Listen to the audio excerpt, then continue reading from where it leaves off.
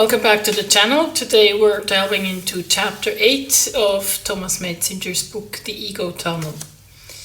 In this chapter, Metzinger explores the ongoing revolution of consciousness. He argues that we are experiencing a naturalistic turn in the human image.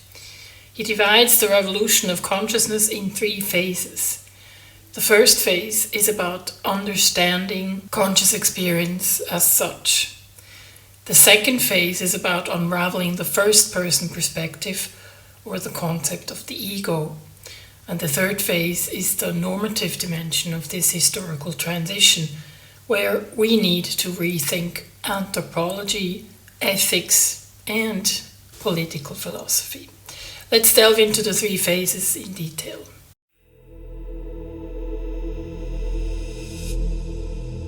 The first and second phases of the consciousness revolution pretty much sum up Metzinger's work around the phenomenal self model and the ego tunnel. As things stand today, humans are essentially sophisticated ego machines, complex information processing systems, shaped by millions of years of evolution. Our sense of self, what we call the ego, is not an inherent truth, but a finely tuned tool developed to navigate and predict our behavior and understand the actions of those around us. We live our conscious lives with what Metzinger calls the ego tunnel, a subjective, first-person view of reality that doesn't grant us direct access to the external world. Instead, our experiences are filtered through an ever-evolving mental simulation built around a perceived center, which is ourselves. Yet we are oblivious to this illusion because we don't see ourselves models as just that, as models. This is the paradox of human consciousness. We are beings locked in our self-created simulations, unaware of the mechanisms behind them. So I want to break this down for you, as usual, giving you a couple of excerpts. We are ego machines, but we do not have selves. We cannot leave the ego tunnel because there is nobody who could leave. The ego and its tunnel are representational phenomena. They are just one of many possible ways in which conscious beings can model reality. Ultimately, subjective experience is a biological data format, a highly specific mode of presenting information about the world, and the ego is merely a complex physical event, an activation pattern in your central nervous system. Strictly speaking, there is no essence within us that stays the same across time, nothing that could not in principle be divided into parts, no substantial self that could exist independently of the body. All of this is happening on a very basic level in our brains. Philosophers call this level of information processing subpersonal. Computer scientists call it subsymbolic. On this fundamental level, which forms the preconditions of knowing something, truth and falsity do not yet exist, nor is there any entity who could have the illusion of a self. We are gene-copying devices capable of evolving conscious self-models and creating large societies. We are also capable of creating fantastically complex cultural environments, which in turn shape and constantly add new layers to our self-models. Now, if you follow this naturalistic, reductionist type of view, it becomes apparent that the question, now in our day and age, it becomes apparent that the question of what distinguishes humans, biological humans, and their consciousness from artificial intelligence. So that's probably going to be one of the most pressing questions in our time. And I personally can I completely I can accept this naturalistic turn it makes sense to me personally. I'm not sure if we can limit consciousness to just this sort of, to borrow a term from quantum physics, and I know a lot of people will cringe now when I mention quantum physics, but I'm just borrowing terms there, so non-locality and locality. I'm personally not sure if we can limit consciousness to just a local aspect, a local aspect meaning confining consciousness to a locked system inside a head, inside a brain.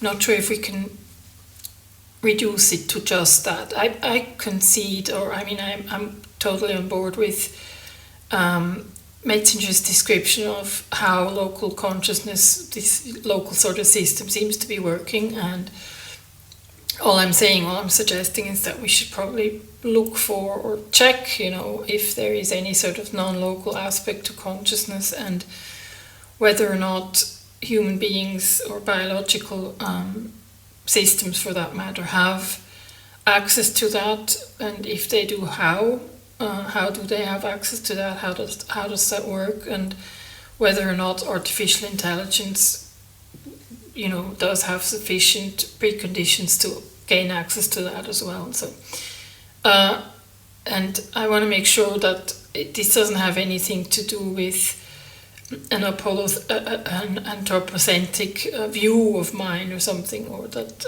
I somehow want to find a loophole for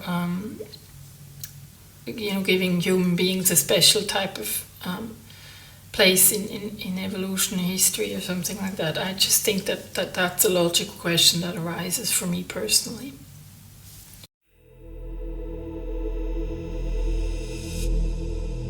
So, given all this new knowledge grounded in phenomenology and neuroscience, the question arises how this knowledge will change or even disrupt our image of humanity. Metzinger suggests that strong subjectivity might just be another evolutionary step, one that will inevitably be followed by another. So, talking about this possible disruption of our self-image, I can give you 3 excerpts. Meanwhile, however, something new is happening. Conscious ego machines are engaging in rigorous expansion of knowledge by forming scientific communities. Gradually, they are unraveling the secrets of the mind. This expansion is changing the content of our self-models, the internal ones, as well as their externalized versions in science, philosophy, and culture. Science is invading the ego tunnel. The universe has a potential not only for self-organization of life and the evolution of strong subjectivity, but also for an even higher level of complexity.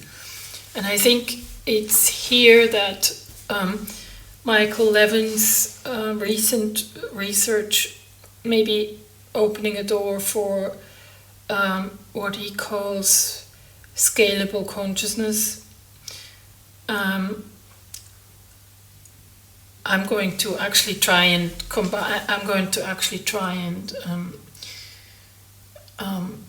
see if scalable consciousness, how, in terms of how Michael Levin talks about it, and Carl Fristen's computational neuroscience could be combined with Metzinger's theory of the self, and how that might be able to formulate a theory of consciousness that would involve not only this local aspect but also the non-local aspect. So I think that's a nice niche to conduct research in, and I think I'll be doing that hopefully in a master's program setting or something, and if not, I'm just going to do it for myself. What the heck.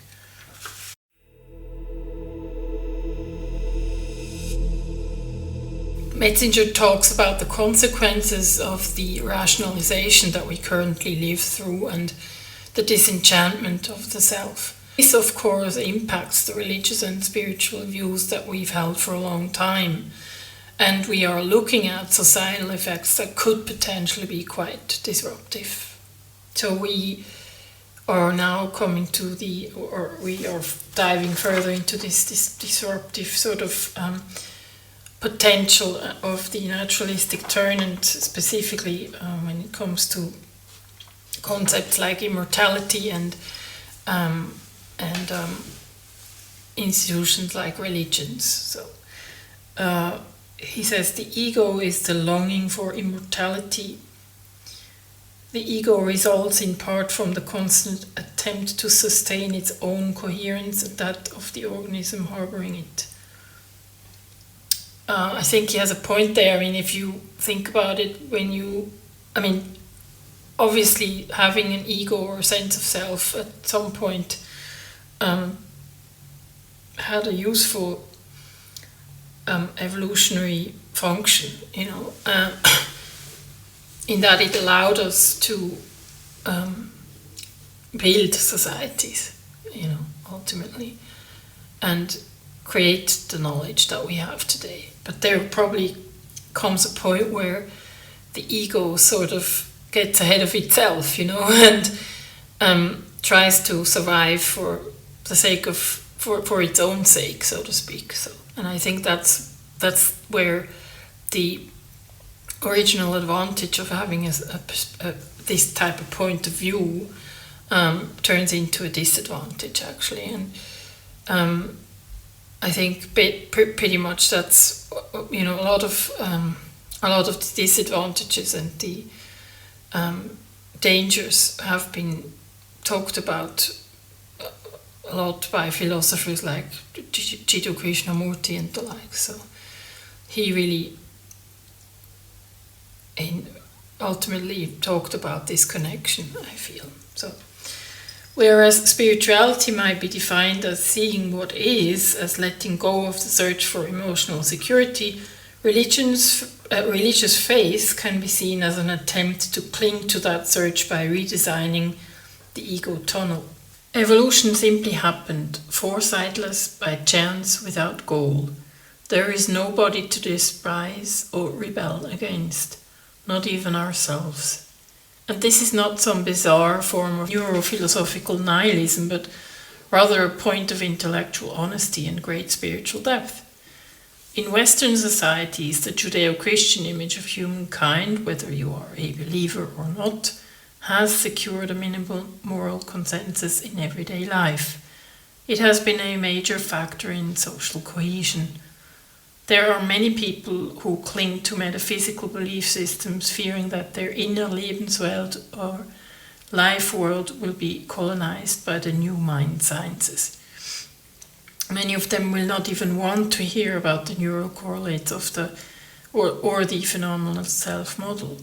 For them especially, the transition will come much too quickly, and it also will come from countries that systematically oppressed and exploited them in the past. Well, I think that's a straightforward analysis of, where we stand with in terms of pervasiveness of organized religion. And if you think about it, it's kind of ironic that ultimately I feel that the reason why we cling to organized religion is actually a very egotistical reason. So that's terribly ironic.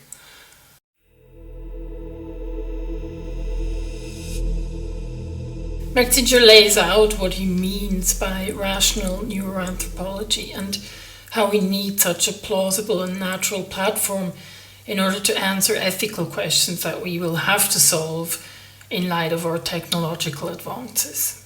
One of the most important philosophical tasks ahead will be to develop a new and comprehensive anthropology, one that synthesizes the knowledge we have gained about ourselves.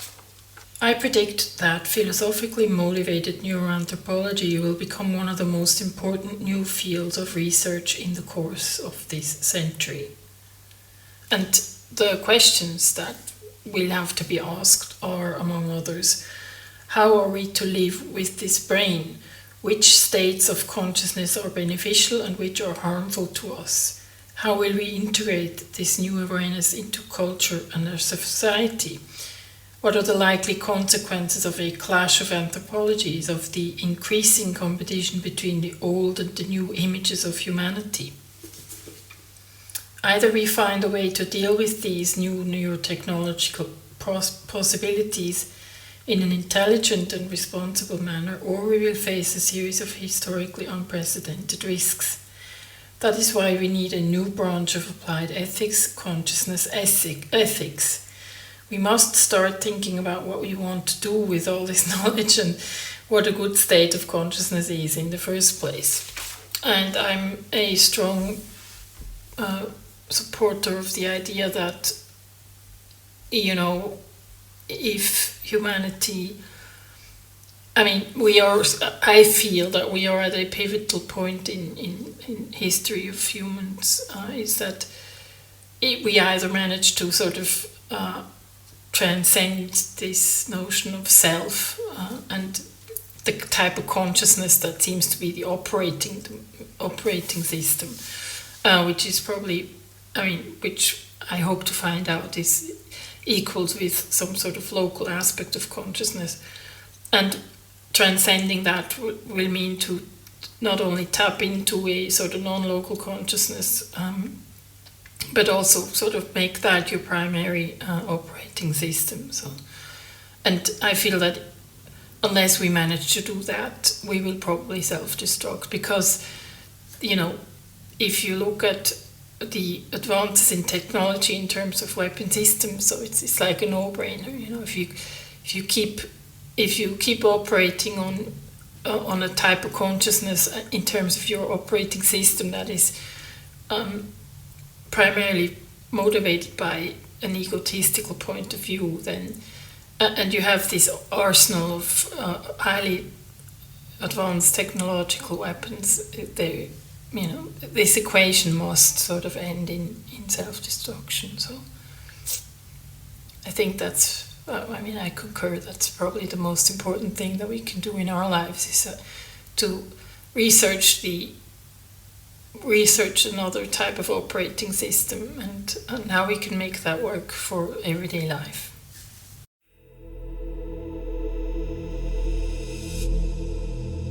Now it's your turn to weigh in. What are your thoughts on the revolution of consciousness that he describes and the ethical dilemmas that ensue? Do you think that we are fit enough to embrace the naturalistic turn completely, and where do we need to be cautious? Drop your thoughts in the comments below.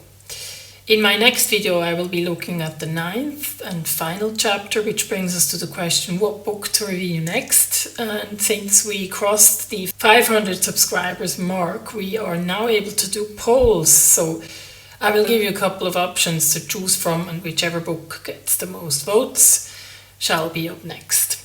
I want to thank you for watching. If you enjoyed this video, please make sure to like, share and subscribe. Keep your neurons firing and check your vibe. I'll see you in the next one. Bye-bye.